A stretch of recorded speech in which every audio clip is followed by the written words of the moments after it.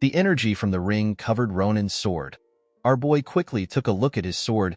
He was shocked to see the mana that surrounded it. While he was staring at his sword, the huge mouth swallowed him. Before its teeth could crush him, Ronan used his sword to block it. He called Bazur a bastard. He asked him to not shove him into his smelly mouth. With a look of anger on his face, he asked Bazur if he has a death wish. The moment he said this, he made a huge swing.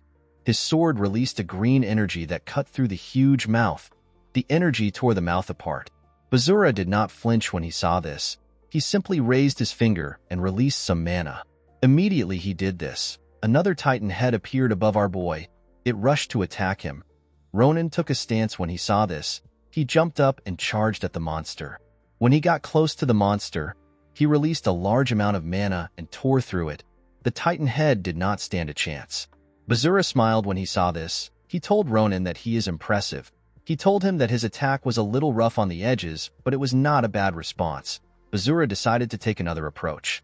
A large amount of hands came out of the titan head. Smaller humanoid monsters came out of the titan head. They all charged at Ronan while he was still in the air. They surrounded our boy from every corner. The monsters grabbed Ronan and held him down. They quickly began to cover him up with their bodies. It was as if they were trying to restrain him. Bazur used his hand to control the monster's movement. When he clenched his fist, the monsters fully covered Ronan. The moment he covered our boy, Bazur noticed something odd. He stared at the huge ball of monsters that was above him.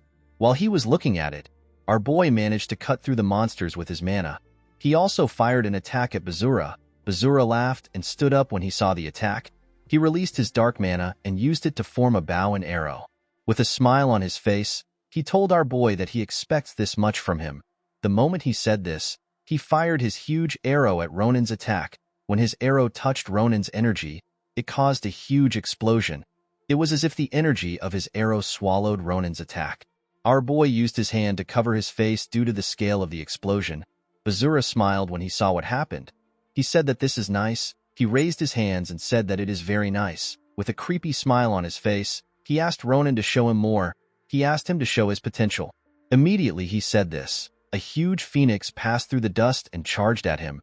Bazur quickly recognized the magic. He knew that this was the special skill of the Vice Tower Master. The spell is known as the Fervent Bird. The phoenix opened its mouth when it got close to Bazur. Bazur found it surprising that someone like Ronan was able to use this high-level spell. With a smile on his face, he told our boy that he overlooked something important. He raised his hand and released his dark mana.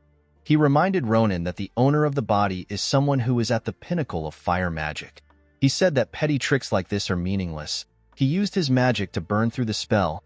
He told Ronan that it is a shame. He asked him if this was his trump card. He told him that he acknowledges his battle sense. He asked Ronan for what his next attack will be. The moment he said this, he noticed that our boy was no longer in front of him. When he saw this, he realized that the fire attack was simply a decoy attack. It was just a smokescreen that Ronan used to hide the presence of his overwhelming attack. Immediately Bazur thought of this. He turned to the side. He saw Ronan behind him. With a look of anger on his face, Ronan asked the bastard to die. Bazur grit his teeth. Our boy swung his sword and passed by his side. He made a clean cut on Bazur's neck. A large amount of blood gushed out of his neck. As Bazur's neck slowly tore apart, he told our boy that he never expected him to be able to wound him even though the synchronization is not complete. Immediately he said this, he began to put his neck back together. Ronan was shocked to see this. With a smile on his face, Bazur told our boy that he is amazing. After saying this, he opened several portals and let out several monsters that looked like earthworms. The earthworms were huge and they had sharp teeth. Bazur asked Ronan to show off his remaining skills without any regrets. Our boy quickly took a stance. The monsters charged at him. Ronan managed to jump up and dodge the monster's attack. However, the earthworms simply went into the ground and came out on another side. They charged at him again. Ronan was annoyed to see that he was not able to defeat Bazur even though he made a clean cut on his neck. He realized that he might have to pull out Bazur from the Tower Master's body.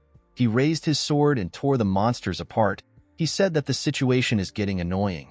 He knew that he won't be able to use the scroll Zaun gave him again to launch a surprise attack. He remembered that the Tower Master is a powerful figure who is on par with Instructor Nebiros. As he tore through the earthworms, Ronan realized that this battle has only been this long because Bazura wants his body. He knew that Bazura could have ended the fight if he really wanted to a while back. Our boy understood that he had no chance of winning in a head-on fight. He decided to try something else. Bazura raised his hand and gathered his energy. He created a huge arrow with his mana. He fired the arrow at Ronan.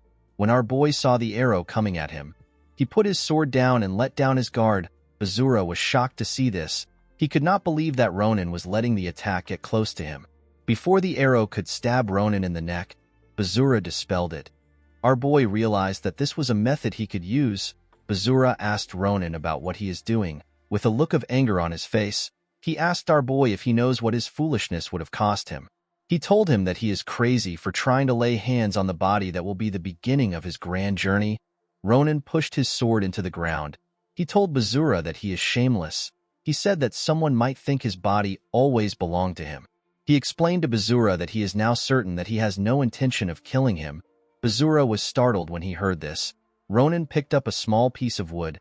He realized that Bazura will end up taking his body if the fight continues.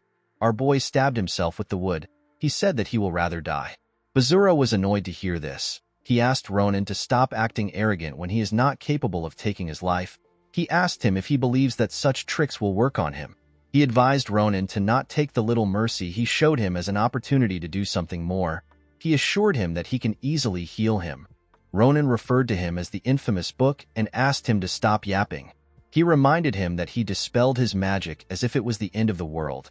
He told him that he is not convinced that he is not scared. He told Bazura that he has a restriction on bodies he can possess. With a confident smile on his face, Ronan said that Bazura can't take over a dead host. Bazura was annoyed to hear this. He asked Ronan not to forget that all the people in the magic tower are being held down by his magic. He said that he can kill everyone if he decides to. He advised our boy to stop with his shabby threats unless he wants everyone to die. Ronan began a laugh when he heard this. He told Bazura that he is trying to be funny until the very end. Bazura did not understand what our boy meant.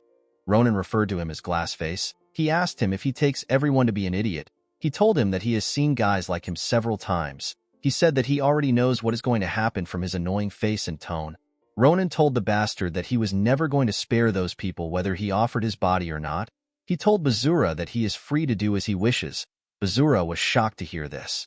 Ronan said that he can confidently act up as much as he wants now.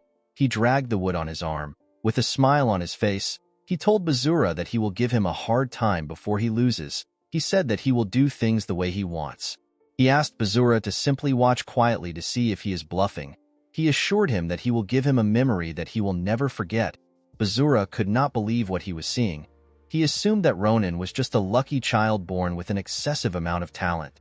He could not believe that a mere child would have such a terrifying look on his face. Our boy noticed that Bazura was still on the fence about things. He decided to show him that he is serious. He grit his teeth and stabbed himself in the neck. Bazura was shocked to see this. He appeared in front of Ronan and grabbed his hand before he could push the stake deeper into his neck. Our boy smiled when he saw this. Bazura asked him about what he seeks to gain by threatening him with death. He yelled at Ronan and asked him to tell him now. Our boy smiled when he heard this. He said that they are finally talking. He asked Bazura to make a bet with him. He said that he wants to make a bold bet with their heads on the line.